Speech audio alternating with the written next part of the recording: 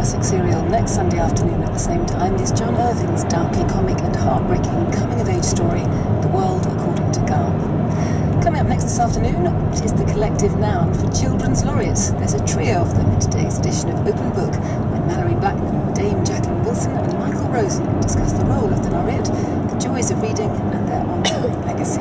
That's in a couple of minutes. And then at 4:30, Mike Green reports from South Korea on how the poetry of the country's national poet, Ko-an, weaves a grand mosaic of Korean history and society.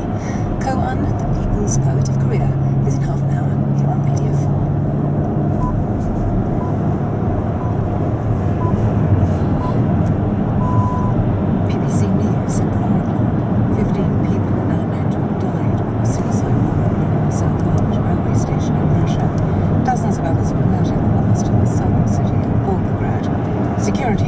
Stepped up at airports and railway stations across Russia, as it prepares for the Winter Olympics in Sochi in February.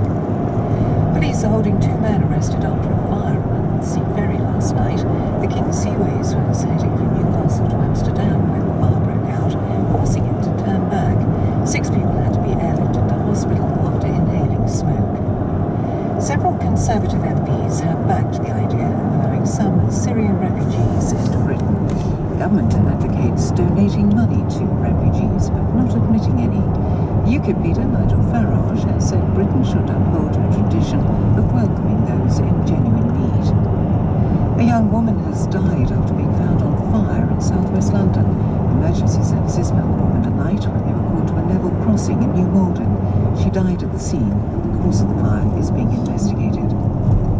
The German former motor racing champion Michael Schumacher has been injured while skiing. He fell in the French Alps while skiing with his 14-year-old son. He's now been taken to hospital in Grenoble. Hugh Schofield in Paris has more details.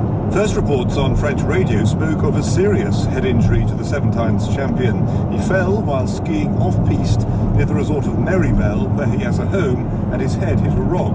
He was taken to hospital by helicopter, but subsequent reports have been reassuring.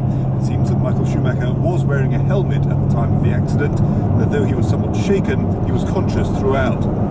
The Polish classical and film music composer Wojciech Kilar has died. He was 81 and been ill for some time. Kilar composed many symphonies and concertos, but became known internationally for his film scores, which included Roman Polanski's The Pianist and Francis Ford Coppola's Bram Stoker's Dracula. BBC News. Listen and smile. This is The Bell.